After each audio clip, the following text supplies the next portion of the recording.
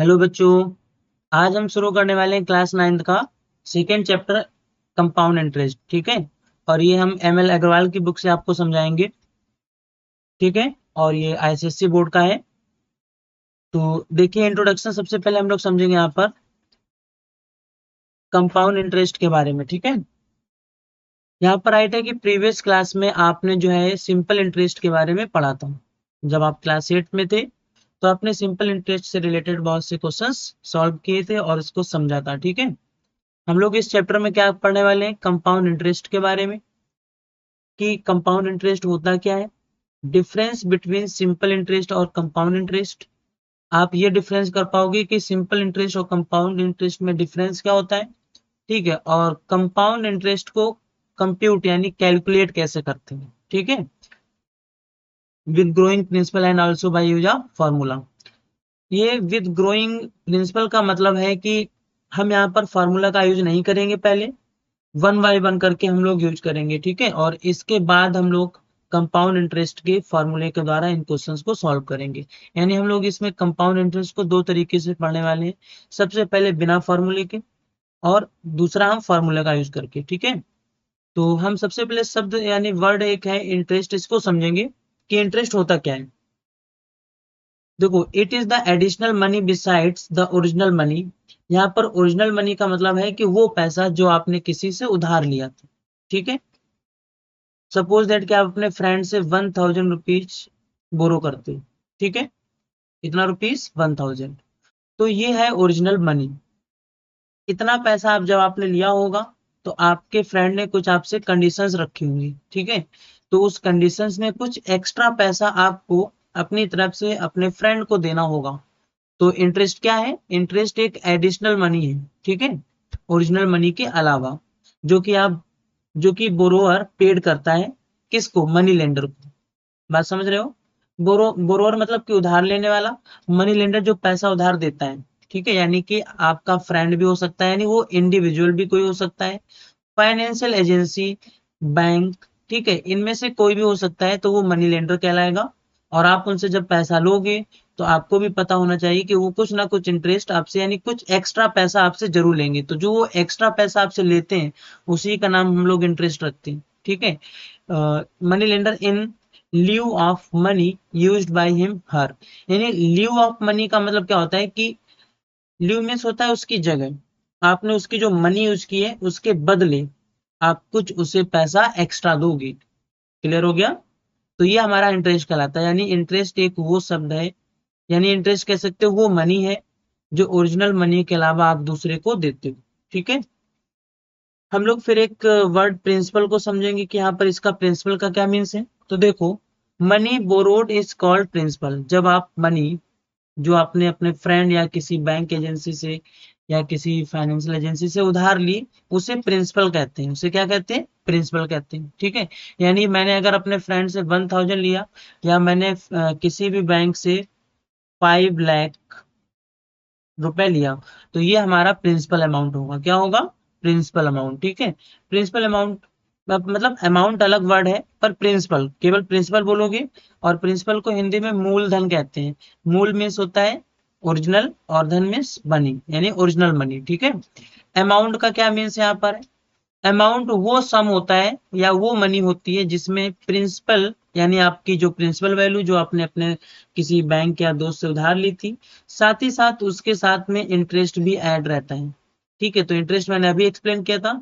तो प्रिंसिपल और इंटरेस्ट को मिलाकर के जो मनी हमें मिलती है उसे अमाउंट कहते हैं। उसे क्या कहते हैं, अमाउंट। तो यही हमारे पास एक फार्मूला भी आता है कि जब भी आप अमाउंट फाइंड कर रहे होगे तो आप क्या करोगे, जो प्रिंसिपल वैल्यू होगी उसमें आप इंटरेस्ट जो ऐड कर दोगे। ठीक है, सपोज दैट कि इसके अभी हम एग्जांपल्स आगे बताएंगे। ठीक है, चलो यहाँ पर भी देखते हैं कि आपने रुपए 1000 लिया और आपने 1 साल में वापस करने का मतलब वादा किया, और उस पर आपके फ्रेंड ने 10% का चार्ज लगाया। ठीक है, तो जब 10% का चार्ज लगाएगा तो 10% हटेगा तो अपॉन में 100 आएगा। क्या आएगा, 100। तो 2 जीरो से 2 जीरो कैंसिल आउट, और 10×10 = 100, यानी 100 रुपए एक्स्ट्रा आप अपने फ्रेंड को 1 साल बाद लौटाओगे। यानी 1000 रुपए के साथ साथ आप 100 रुपए भी उसको वापस लौटाओगे, यानी 1100 रुपए। ठीक है, तो प्रिंसिपल कितना है 1000, इंटरेस्ट कितना आया 100, तो टोटल मिलकर के कितना हो गया 1100, यानी यही आपका 1100 क्या कहलाएगा, अमाउंट कहलाएगा। क्लियर है? धीरे धीरे चीजें सारी आपकी क्लियर होती चली जाएंगी, बस ये टर्म समझना बहुत जरूरी है। बहुत से बच्चे क्या करते हैं कि इन टर्म्स को मिस करते हैं कि अरे इंटरेस्ट तो मुझे समझ में आ गया, प्रिंसिपल समझ में आ गया, अमाउंट इसमें क्या है ये, ठीक है, पर इनको अच्छे से समझना होगा, तभी आप इन क्वेश्चंस का रियल मीन समझ पाओगे। ठीक है, और डेली लाइफ में जो भी प्रॉब्लम्स आपके सामने क्रिएट होंगे उनको सॉल्व कर पाओगे। अब हम लोग बात करेंगे रेट की। ठीक है, हम यहाँ पर बात करने वाले रेट। तो देखो, it is the interest paid on ₹100 for a specified period, यानी पर 100 हम लोग बोलते हैं कि 10%। तो देखो 10%, इसका मतलब क्या होता है, देखो परसेंट को अगर हम इंग्लिश में लिखें कुछ इस तरीके से, ये तो परसेंट यहाँ पर जो पर है ये मीन्स होता है कि पर 100 पर, और सेंट मीन्स होता है 100। तो 100 रुपए पे आपने कितना रुपए ज्यादा लिया। ठीक है, अगर मैंने 10% का और आपके अमाउंट 100 रुपए, आपने मतलब मुझसे 100 रुपए उधार लिया, मैंने कहा हम 10% पर आपको उधार देंगे, तो आपके पर 100 रुपए पर हम आपसे 10 रुपए ले रहे होंगे। जब आप 200 रुपए उधार लोगे तो हम आप हमें मुझे 20 रुपए दोगे। ठीक है, जब आप 1000 रुपए उधार लोगी तो आप मुझे 100 रुपए दोगी। ठीक है, तो ये पर 100 पर लगने वाली जो वैल्यू होती है, इंटरेस्ट ही होता है एक तरीके से। ठीक है, तो ये रेट बताता है कि किस रेट से आपने उससे ब्याज, यानी इंटरेस्ट को हिंदी में ब्याज कहते हैं, किस रेट से आपने उससे इंटरेस्ट वसूला। ठीक है, तो ये रेट कहलाता है। क्लियर हो गया? रेट में हमेशा परसेंटेज वगैरह लगा हुआ मिलेगा। क्लियर हो गया? चलो, अब हम लोग बात करेंगे टाइम की, क्योंकि जब भी हम लोग जो है सिंपल इंटरेस्ट कैलकुलेट कर रहे होंगे तो उसमें रेट, प्रिंसिपल अमाउंट, ठीक है, प्रिंसिपल और अमाउंट, टाइम, सब कुछ इन्वॉल्व होगा। तो it is the time for which the money is borrowed. भाई जब आप किसी से पैसा उधार ले रहे होगे तो आप उसे ये भी तो बताओगे कि आपको कितने दिनों बाद आप उसे वापस कर दोगे। आपने कहा कि 2 इयर्स, ठीक है, तो आप 2 इयर्स के लिए यानी टाइम हो गया आपका। अगर आपने कहा 3 इयर्स, तो 3 ईयर टाइम हो गया। ठीक है, जितना आप टाइम मतलब टेक करोगे उसकी मनी को वापस करने में, वो टाइम कहलाता है। क्लियर हो गया? ठीक है, अब देखो हमारे पास एक हेडिंग है सिंपल इंटरेस्ट।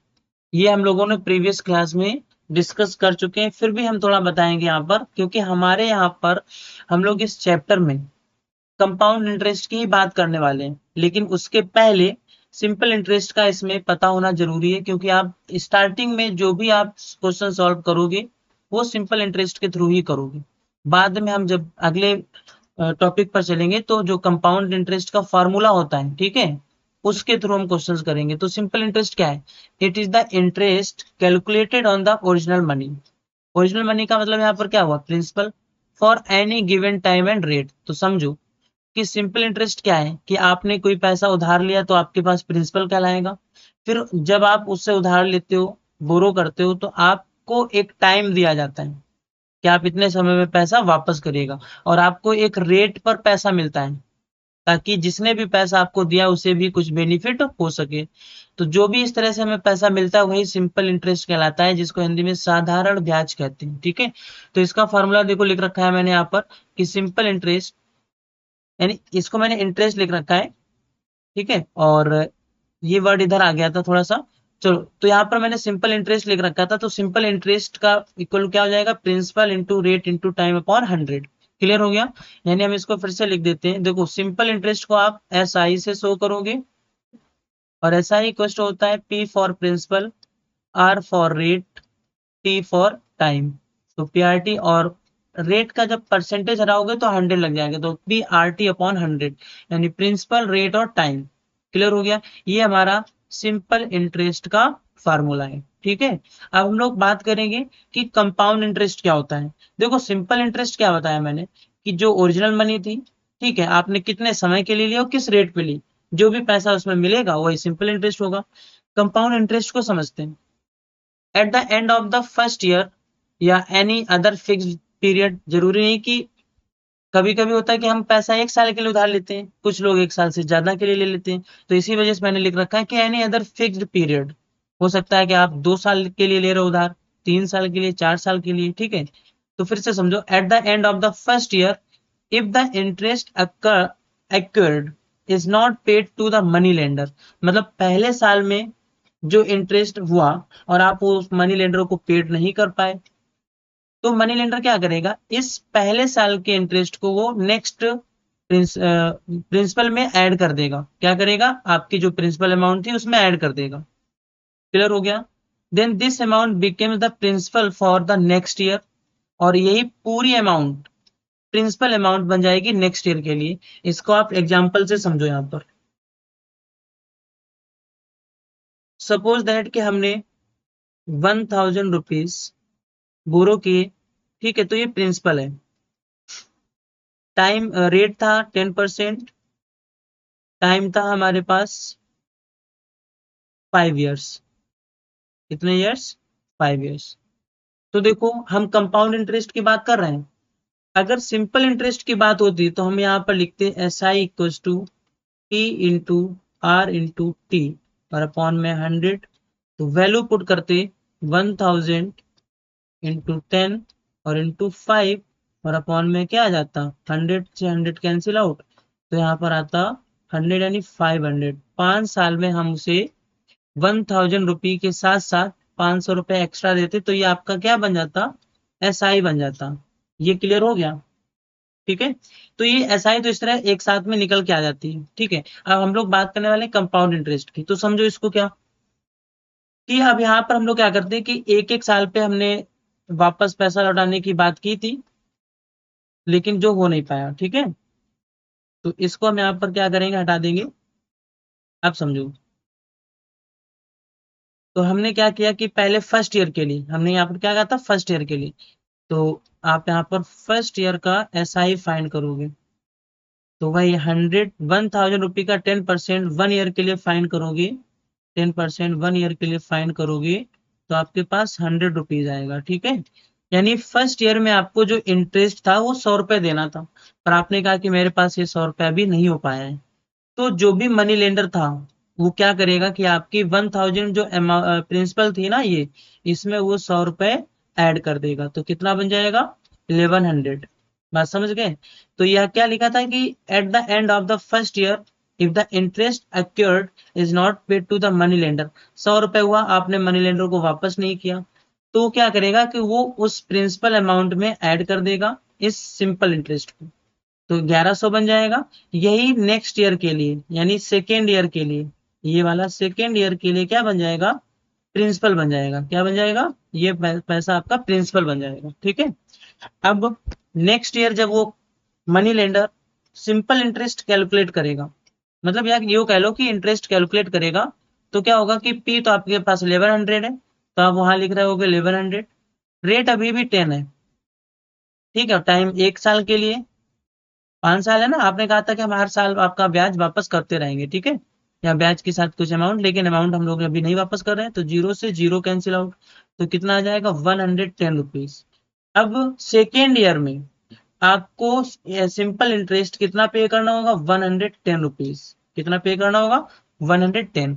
सोचो, अगर आप पहले साल में ही दे देते तो आपको 10 रुपए ज्यादा नहीं देना पड़ता, और ऐसा क्यों हुआ, क्योंकि 100 रुपीज जो आप नहीं भर पाए तो उसने उस सिंपल इंटरेस्ट सॉरी प्रिंसिपल में ऐड कर दिया, यानी 1000 में।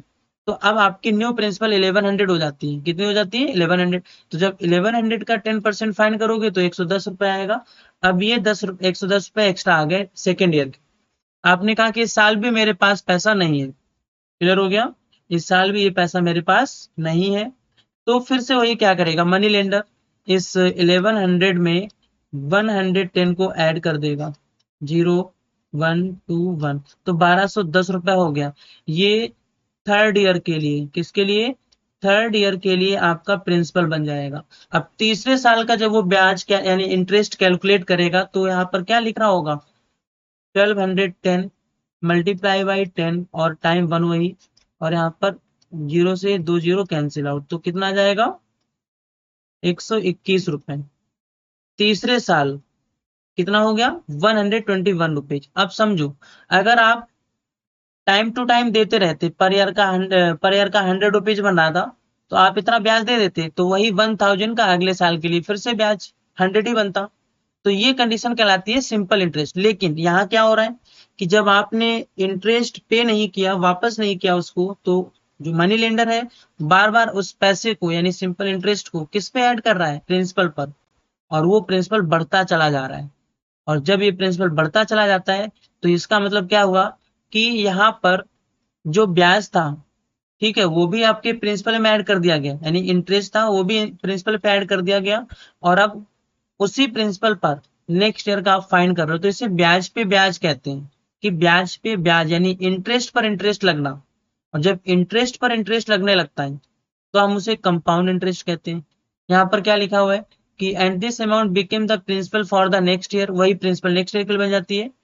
एंड सो ऑन, और ये क्रम तब तक चलता रहता है जब तक कि आपका स्पेसिफिक टाइम पीरियड कंप्लीट नहीं हो जाता है। 3 साल किया था, ऐसे करते रहते तो अभी और बढ़ता, ठीक है। और वैसे सिंपल इंटरेस्ट में आप देखो तो आपने अभी देखा था कि 500 रुपीज बन रहा था, लेकिन इसमें इस तरह से बहुत ज्यादा पहुंच जाएगा। This process is repeated until the amount for the whole time is found. Whole time का मतलब क्या हो कि आपने कहा था हम 5 साल तक आपके पैसे को यूज करेंगे, तो 5 साल में दो कंडीशन थी कि आप पर ईयर का 100 हमें ब्याज देते रहो, ठीक है, लेकिन आप नहीं फिल कर पाए। तो अब वो क्या होगा कि ब्याज ऐड होता चला जाएगा। यही प्रोसेस 5 ईयर तक चलेगा। फाइनली 5 ईयर्स में जो मनी लेंडर होगा वो कहेगा कि आप इतना हमें इंटरेस्ट दे दो और हमारा 1000 वापस कर दो, इसके आगे हम नहीं चला पाएंगे, ठीक है। ये चीज होता है। क्लियर हो गया। तो ये आपका कहलाता है कंपाउंड इंटरेस्ट। फिर मैंने लिख रखा था कि the difference between the final amount and the principal is called compound interest. देखो, फाइनल अमाउंट जो भी आएगा, मान के चलो कि 3 साल का मैंने निकाला, यहाँ पर 5 की जगह क्या कर दो, 3 ईयर्स का कर दो, ठीक है।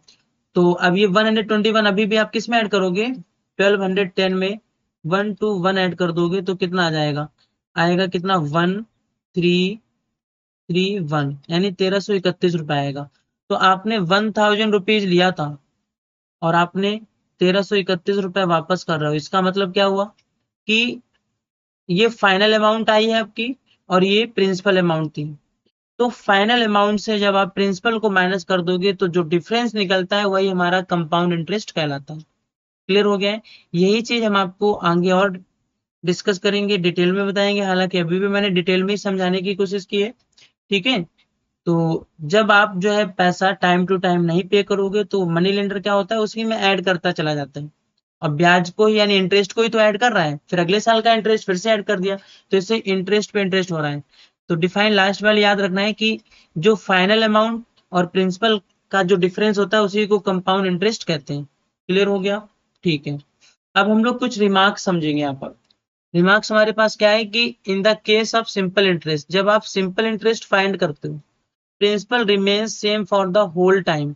इसका इस बात का क्या मीन्स है, ये मैंने अभी जस्ट पीछे स्लाइड में बताया हुआ है कि जब आप सिंपल इंटरेस्ट पे कैलकुलेट करते हो, जैसे 1000 रुपीज था ना मेरे पास और उसको मैंने 10% के हिसाब से 5 सालों के लिए लिया था, तो यहाँ पर हम ये क्या कर रहे हैं, सिंपल इंटरेस्ट फाइंड कर रहे हैं, ठीक है।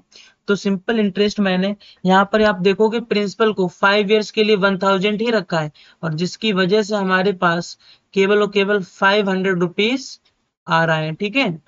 या अगर हम 3 ईयर्स यहाँ पर कर दें, 3 ईयर्स कर दें तो यहाँ पर कितना आएगा, ये आ जाएगा 300, ठीक है। कितना जाएगा 300। वहीं पर आप कंपाउंड इंटरेस्ट को देखना, तो अब फर्स्ट ईयर के लिए हमारे पास क्या है, मतलब इसके अकॉर्डिंग 3 साल का हमारे पास जो कंपाउंड इंटरेस्ट, सॉरी अमाउंट कह लो आप उसको, इसी का मैंने जो पीछे फाइंड किया था आप इसे देखोगे ये वाला, यहाँ पर 1331 आया था 3 साल का, ठीक है। तो इस चीज को, तो यहाँ पर आप इसे क्या लिख रहे होगे, अमाउंट। तो अमाउंट कितना था हमारे पास 1331, ठीक है।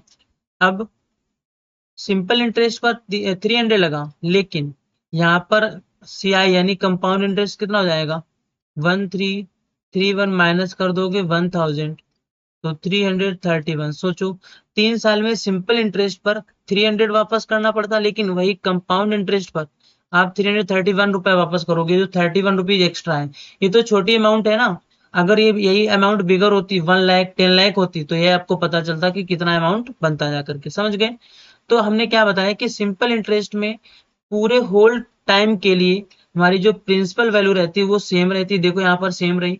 लेकिन आप यही चीज देखोगे कि जो कंपाउंड इंटरेस्ट था, in case of compound interest the principal keeps on changing every year, हर साल वो चेंज होती रहती है। आप देख सकते हो यहाँ पर देखोगे, पहले साल के लिए 1000 थी, है ना, दूसरे साल के लिए 1100 हो गई, ठीक है, तीसरे साल के लिए वो आपकी कितनी बन गई थी, 1210 रुपए। बात समझ गए? तो इसमें हर बार प्रिंसिपल आपका चेंज हो रहा था, और इसमें क्या है कि प्रिंसिपल सेम रहता है। थर्ड पॉइंट क्या है कि if the interest is compounded annually the principal change after every year. मतलब अगर आपने कहा कि हम एनुअली आपसे चार्ज करेंगे, पर ईयर का ही हम जोड़ रहे हैं, यानी 10% आप जो है पर ईयर का ही दे रहे हो, तो उस समय प्रिंसिपल जो होगा वो एवरी ईयर के बाद चेंज होता रहेगा, ठीक है। If the interest is compounded half yearly, तो इसका मीन्स क्या हुआ कि अब आप ये कह रहे हो कि हम हर 6 महीने में आपसे ब्याज लेंगे, हर 6 महीने में आप क्या ले रहे होगे, इंटरेस्ट। तो principal change after every 6 month, तो 6 मंथ के बाद आपकी प्रिंसिपल चेंज होगी, पर कब, कंपाउंड इंटरेस्ट की हम यहाँ पर सीआई की बात कर रहे हैं। क्लियर हो गया? यहाँ दोनों पॉइंट में किसकी बात की, सीआई की, क्योंकि इस चैप्टर में भी हम लोग कंपाउंड इंटरेस्ट, जिसको हम लोग शॉर्ट फॉर्म में सीआई बोलते हैं, सीआई के बारे में ही पढ़ने वाले हैं। तो उसमें जब कंपाउंडेड यानी हाफ ईयरली, इसका मतलब होता है कि आप हर 6 मंथ पर उससे पैसा वसूलने वाले हो, और एनुअली का मतलब होता है कि हर एक ईयर के बाद ही आप पैसा वसूलोगे। तो जब एक साल में पैसा लोगे उससे, है ना, इंटरेस्ट लोगे आकर के, तो हर एवरी ईयर में आपकी प्रिंसिपल चेंज होती रहेगी, लेकिन 6 मंथ में ले रहे हो तो हर 6 मंथ में आपकी प्रिंसिपल चेंज होती रहेगी। क्लियर हो गया? तो आई होप आपको ये इंट्रोडक्शन समझ में आया होगा, ठीक है। और ये सारी चीजें आपको जो है मेमोराइज करनी होंगी। इस पहली एक्सरसाइज में हम लोग अभी कंपाउंड इंटरेस्ट के फॉर्मूले का यूज नहीं करेंगे, वो नेक्स्ट एक्सरसाइज में करेंगे, ठीक है। तो मिलते हैं नेक्स्ट वीडियो में।